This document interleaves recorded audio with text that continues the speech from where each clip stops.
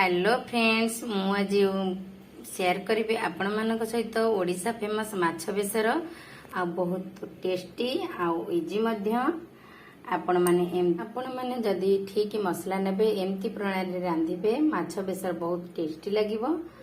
तो video T fast और last पर्यंत निश्चिंत देखंतु। भल लगी लाइक शेयर सब्सक्राइब करने को बिल्कुल भूलंतु।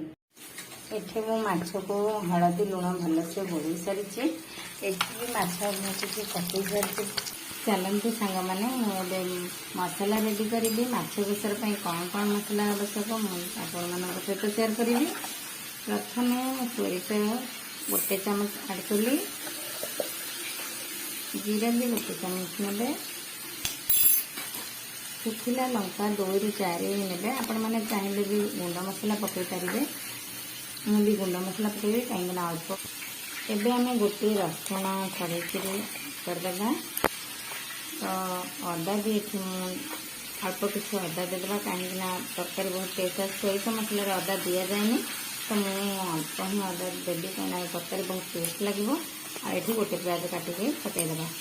ये आम चलते मसला रेडी कर आम प्रथम 15 ରୁ 20 मिनट पानी में भिजेकी रखीदे।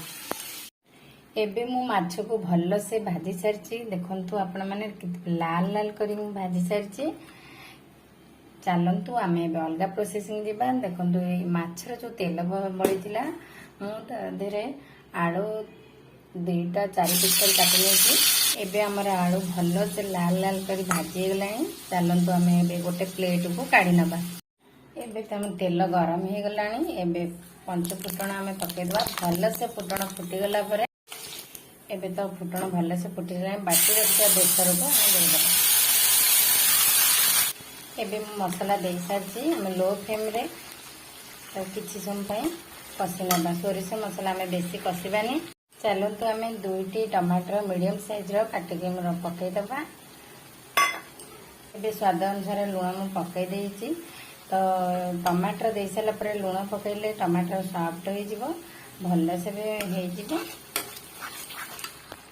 एबे आमे लो फ्लेम रे किसी समय रांधिबा। एबे टिके आमे मसला को गोलेदबा। हमर मसला हे आसलानी। सोरिष मसला बेसी कषानी। चलतु आमे भाजी रखिथिबा आलू को एबे देदेबा। आलू दे सारा पर आमे आलू को किसी समय कषिबा। एबे मु तरकारी रे पानी दे सारी। तो आमे याकू लो फ्लेम रे कवर करके आमे 2 ରୁ 3 मिनट पे रांधिबा। तरकारी एबे तो हमर फुटी आसलानी। आपण माने देखि परथिबे आलू भी मध्य सिझी सरलानी। चलतु आमे आंबुल एबे ऐड करदबा। मु 2 पीस आंबुल एठी नेइछि। झोल अनुसार आपण माने नै परिबे आंबुल। चलतु आमे एबे पानी तो भल से फुटी सरलानी। एबे माछ को ऐड करदबा।